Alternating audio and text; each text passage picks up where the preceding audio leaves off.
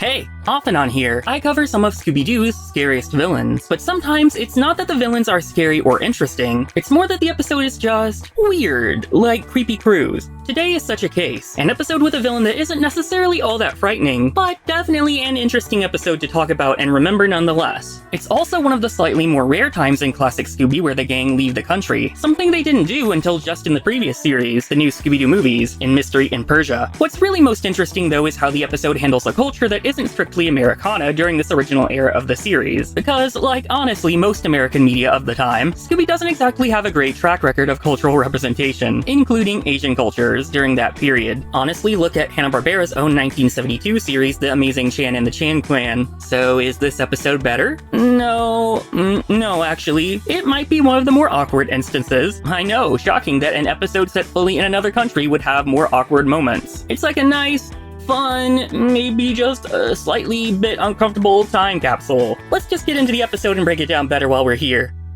Season 3, Episode 12 of the Scooby-Doo Show, Scooby's Chinese Fortune Cookie Caper, originally aired November 25th, 1978 as part of Scooby's All-Stars. Surprise, surprise, the episode opens in China. Not to be a generic episode recap machine, though I must be for here and there, our moon monster appears in the reflection of moonlit water, screaming as it walks over to a building. I am not Chinese myself, but a moon monster in China is definitely something Americans would probably latch onto. The moon does hold spiritual and symbolic significance in Chinese culture, from yin energy, the moon goddess whose story is often retold during the Mid-Autumn Festival under the full moon, and the way it's a symbol of family unity, and so many other important things. It's also often linked to mystery and transformation with the changing shape it yields, connecting it to secrets, illusions, or something else changing shape, much like our monster here. Likewise, water is often an important part of Chinese culture, sometimes symbolizing access to the unseen world in spiritual beliefs, and connecting with fear, an emotion likely to be seen in a Scooby-Doo episode. The way water can change as it flows or is hit with a reflection or light can also represent illusion. There's definitely no moon monster exactly like this one in actual Chinese folklore, but it's not unheard of for mythical beasts to be associated with the moon in some way. After all, it is associated with transformation and unforeseen danger, and there are many demons or spirits and tales that correlate. Scooby-Doo tends to westernize something into a monster for that Americana, so it's no surprise they feature a creative interpretation based on mythological guardians, spirits, or other types of figures. I'm sure they really didn't do much research at the time enough to try and look too deep into inspirations. The episode title itself is a reference to fortune cookies, obviously associated with China, but actually are not Chinese. They originated in Japan and became a thing in America during World War II through Japanese immigrants in California. Heck, there aren't even fortune cookies in this episode, and why would there be in China?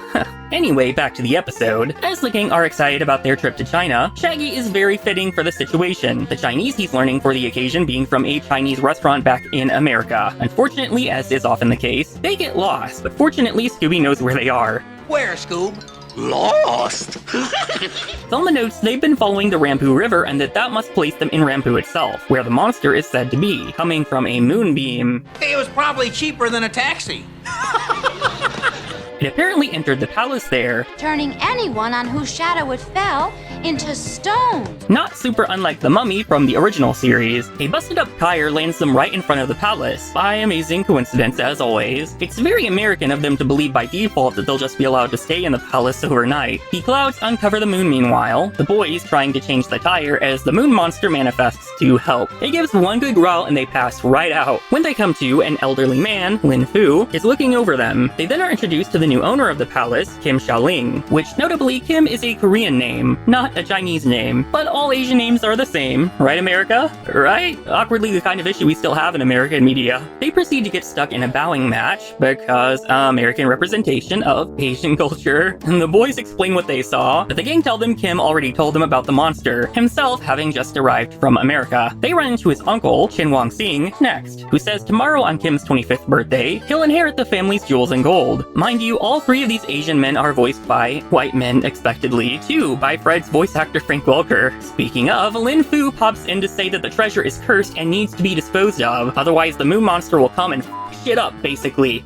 Later in the night, Shaggy finds it hard to sleep as he realizes Scooby isn't there, having crawled up high to keep watch on the door. Unfortunately, not the door the moon monster came from. They run off and do their best to hide, running back into the others who I guess haven't gone to bed yet. The other three rush to the bedroom to see it, but they don't have to run quite so far, as Velma spots it out on the water disappearing in the fog. Kim shows the treasure to the boys, reflecting on having to throw it all into the water. When his uncle weirdly rings the dinner gong at 2 in the morning, the others certainly find this odd as well, but when they open the door, they get a frightful glow, the monster having turned the uncle to stone, then vanishing. Velma finds some greasy streaks leading to the uncle's feet though, concerningly suspicious. Kim takes them to the uncle's room, where they find his display of ancient Chinese tools, like a very valuable carving tool. Lin Fu pops back in to remind him he needs to get rid of the treasure though, killing the vibe. The gang decide they need to figure out where the moon monster went and how it got around so quickly, the trio heading off into the fog, leaving the boys to search the palace. They find themselves in danger as the current catches hold, tossing them into a cave that seems full of junk that's washed up. Daphne uncovers a tunnel, so they decide to check it out while they're here. Of course, back at the palace, as the boys look into their reflection, the moon monster manifests behind them. The boys put on some interesting cosplay to try and escape, ditching it and making it back to the palace. They think it's trying to come in again, so they push on a shaking door that revolves around to reveal the trio, having come from the tunnel, realizing they've answered how the moon monster has come and gone so easily with speed.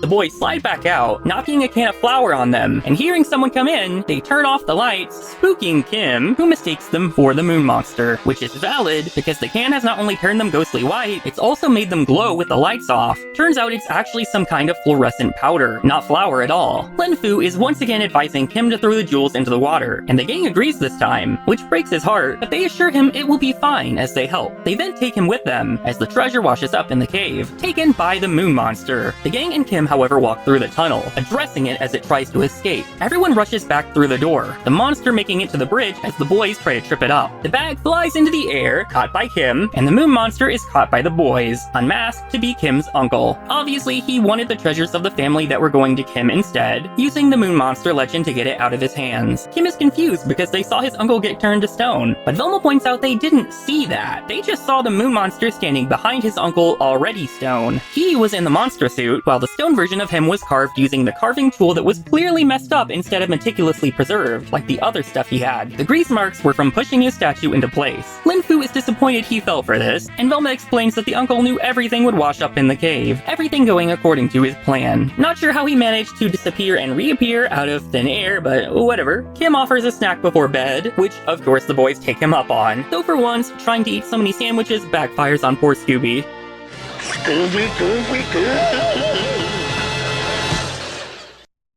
And that's Scooby's Chinese fortune cookie caper. Honestly, considering how off the wall some of the earlier episodes could be, this episode is fairly inoffensive for what it is. You've got your typical mistakes like with Asian names, you've got all of the Asian characters being voiced by white people, and so on, but the show has truly done worse. Genuinely far worse. The Chinese setting at the very least allows the episode to have a more distinct quality than just another American setting, like most other episodes, with a refresher on the types of location and monster designs. The uncle being turned to stone does feel like it's just rehashing the mummy, and him being the only person that gets turned to stone this time makes it fairly obvious. Lin Fu is kind of old and frail to be running around like that in the big monster suit, so I wouldn't say this episode has an especially good mystery to it. I feel like the monster really could have drawn from Chinese folklore designs a lot more than it does also. I don't know that this design completely screams like it's inspired by that outside of the face, and the body being plain outside of the face is kind of boring. The Scooby-Doo Show, as dissected by this channel, has clearly been deemed the scariest classic era series when it comes to villain designs for people that grew up with it. This design doesn't really fall into that though, which makes it a bit disappointing.